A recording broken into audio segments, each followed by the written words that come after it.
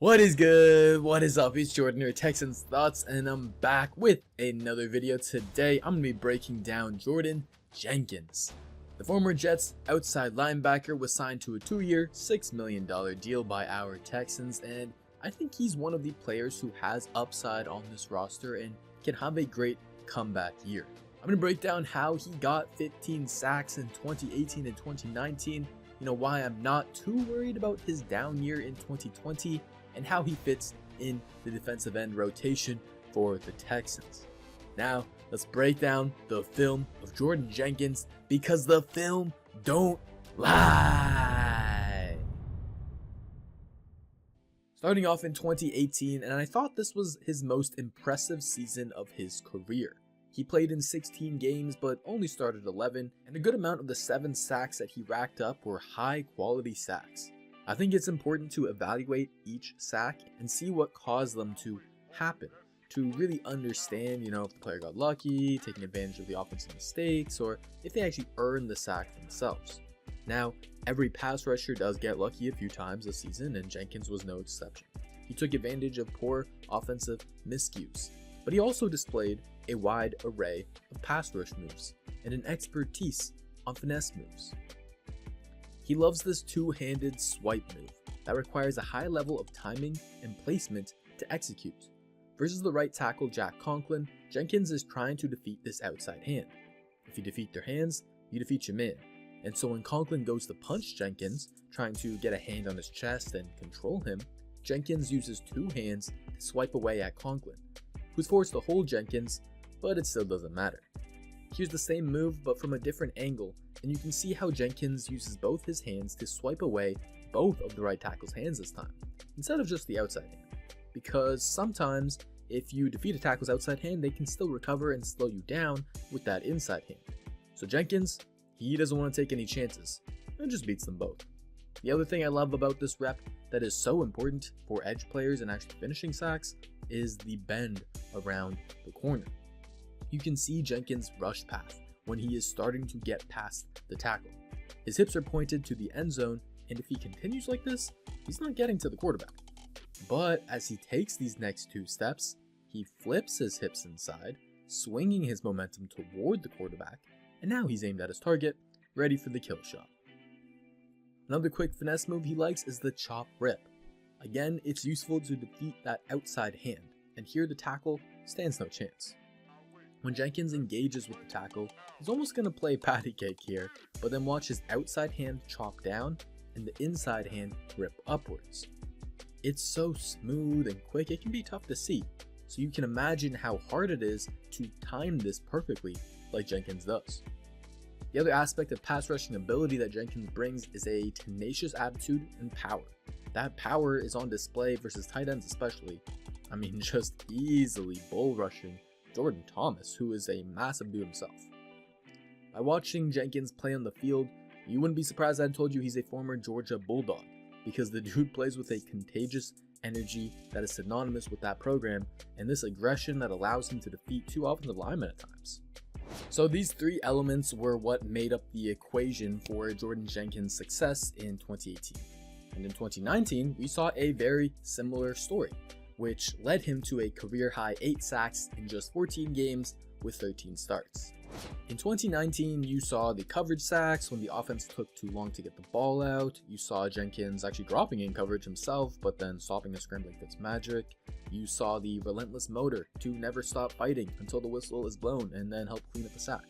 Hell, you even saw him stop a wild trick play that was almost another Miami miracle. 4 of Jenkins' sacks in 2019 weren't the super high quality of sacks, but more so taking advantage of poor offense and having the motor to finish these plays. And those types of sacks are very high variance. Some years you could have 4, some years you could have none. And in 2020, for example, Jenkins had just 2 of them. Now, just like in 2018 though, Jenkins did show his extremely important finesse move prowess in 2019 as well. Here's the chop move he loves to use, this time aligning from an interior position at 4 tech. I wouldn't play him here very often, but the Jets are the Jets. So.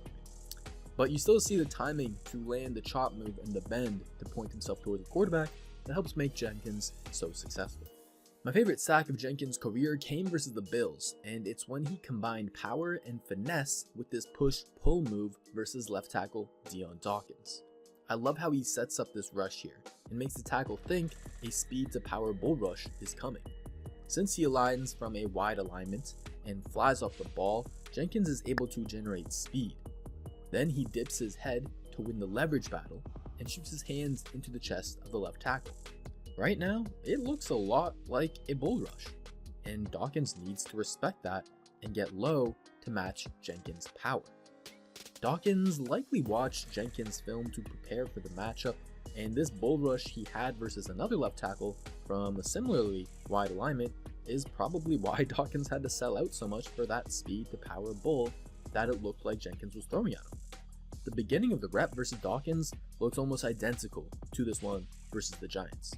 Wide alignment, fly off the ball, get low, hands into the chest, and look at how the Giants left tackle plays with high pad level instead of getting low like Dawkins did. Because he's high, Jenkins easily has the leverage advantage and can win the rep. Going back to the Dawkins sack now, and this is the beauty of defensive line play, making one move look like another move, then countering it once the opponent buys that initial move you were selling. So since Dawkins gets low, leans forward, and puts his inside leg backward to brace for the bull rush he's expecting, Jenkins knows he has Dawkins right where he wants him. Because he has his hands into Dawkins' chest, Jenkins can pull Dawkins forward, and since Dawkins is already leaning forward, it's very easy for his momentum to continue that way, and it puts him completely out of play. This is as good of a move as you can pull off. I mean, the push was executed perfectly, the pull was executed perfectly. Whew. Now that brings us to 2020, where Jenkins statistically had a down season with just 2 sacks, 6 quarterback hits, and 3 tackle for losses in 12 games. And this is where context and research really matters, because just looking at the box score, you'd think Jenkins had maybe fallen off.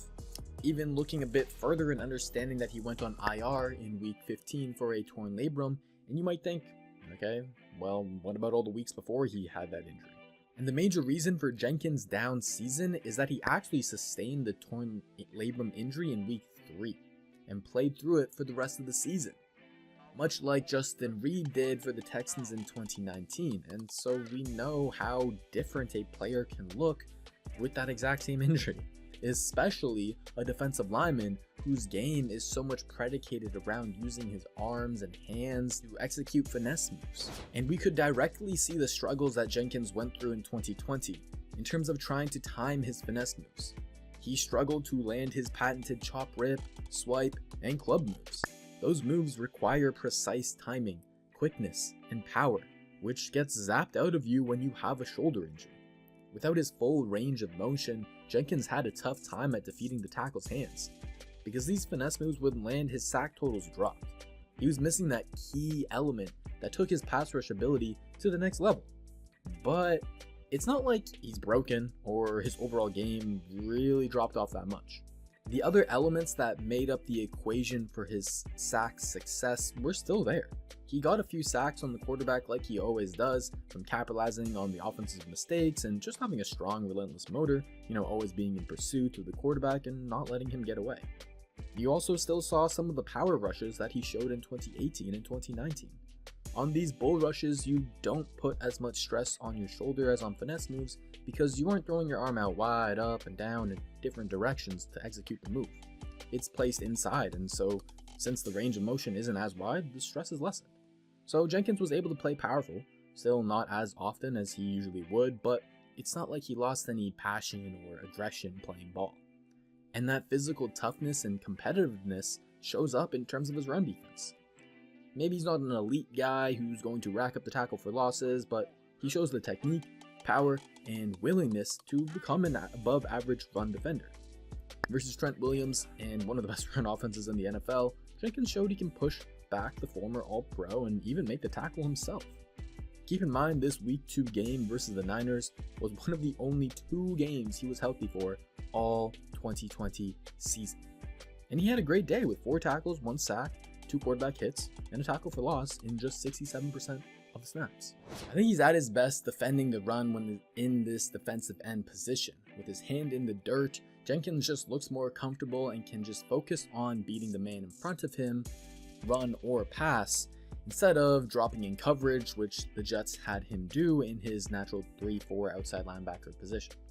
So on the Texans now, simplifying his role and going from an outside linebacker to a defensive end can make Jenkins' life easier. And if he's fully recovered from the torn labrum, I am pretty confident Jenkins can have a comeback season and get back to that 2018 and 2019 form. I think he's easily more talented than Whitney Mercilus at this stage in their respective careers, and depending on how Charles Omenihu, Jonathan Gennard, and Jacob the Goat Martin look, Jenkins should be in high consideration to start at the weak side defensive end position, the side that he's actually more comfortable on, across from Shaq Lawson. Alright, that's going to do it for the video. If you enjoyed, please do hit that like button, subscribe for more content, and comment down below your thoughts on Jordan Jenkins.